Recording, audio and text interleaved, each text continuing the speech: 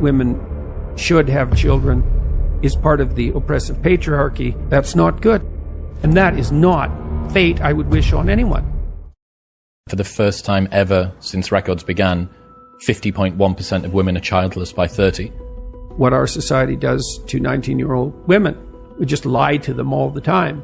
You know, the first lie is, there's nothing more important than your career, more or less by definition. So that's the first lie. The second lie is, there will be nothing more important to you in your life than your career. So that's the second lie. And then the third lie is, there should be nothing more important in your life than your career. And then implicit in that is the idea that children are a burden, and that the idea that women should have children is part of the oppressive patriarchy and should be resisted. And who are men to tell me what I can do with my body? And, hey, fair enough, and et cetera, et cetera. Now, I've worked in female-dominated occupations my entire life.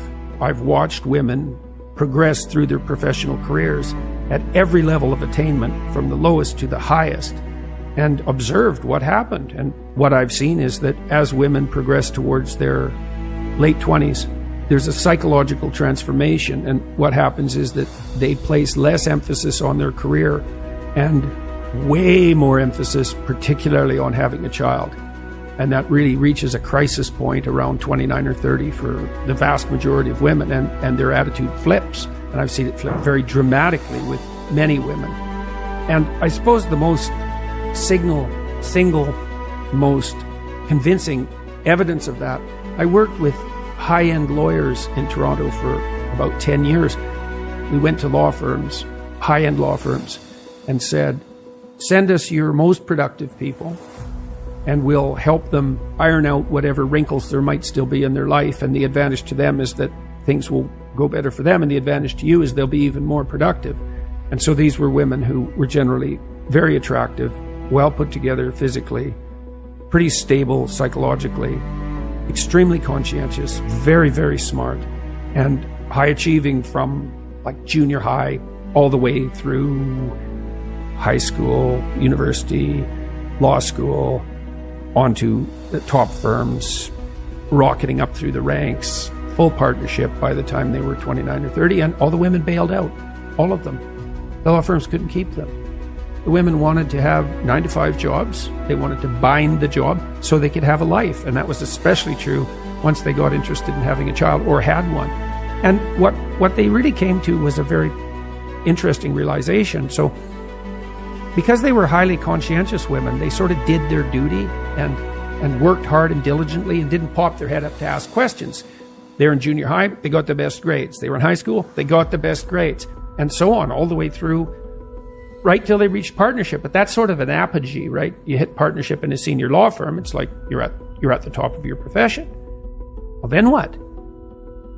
Well, so then they looked around and they thought, here I am with all these like hyper-competitive men, perfectly willing to work 80 hours a week, nonstop, to stay at the top. What the hell are they doing?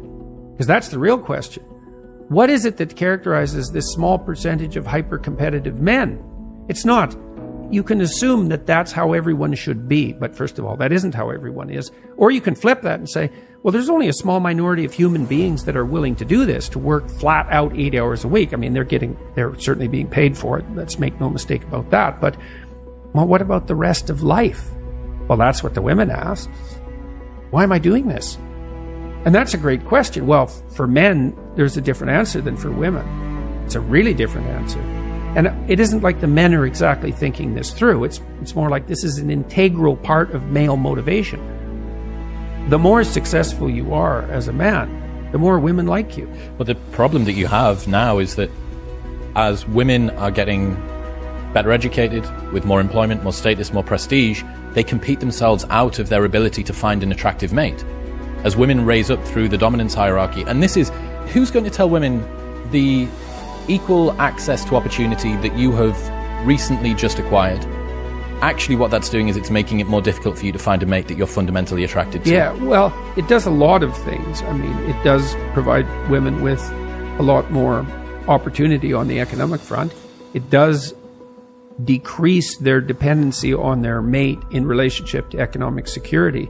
And countries that are willing to educate women, that's the best predictor of their future economic success. So if you look at developing countries and you want to find out what about a developing country is most likely to predict the fact that they will continue to thrive economically, it's their attitude towards the education of women. And women's educational status predicts their children's educational status, but men's educational status doesn't. So that's also an important multi-generational effect. Someone released a clip of me talking about some of the things we just talked about. And it went out on YouTube Shorts, and it's got like 5 million views in a month or something like that. And the comment section is unbelievably vitriolic. Every single comment is vitriolic. And it's all from women. It's like, who is this old white bastard telling us what we should do with our bodies? And I wasn't being judgmental. I was just saying exactly what I said to you, which is, well, I've watched women over the entire course of my life with, I would say, an affectionate eye. I love my sister, I love my wife, I have a daughter, I love my mother. I'm pretty happy about women, all things considered. I don't have an axe to grind in relationship to how they should conduct their lives. I don't even know how they should conduct their lives. I've watched what happens. And I've also watched what happens to women who hit 29 or 30 and then can't conceive. And that is not fate I would wish on anyone. It's awful. And 30% of couples fall into that. 30% of couples have difficulty conceiving.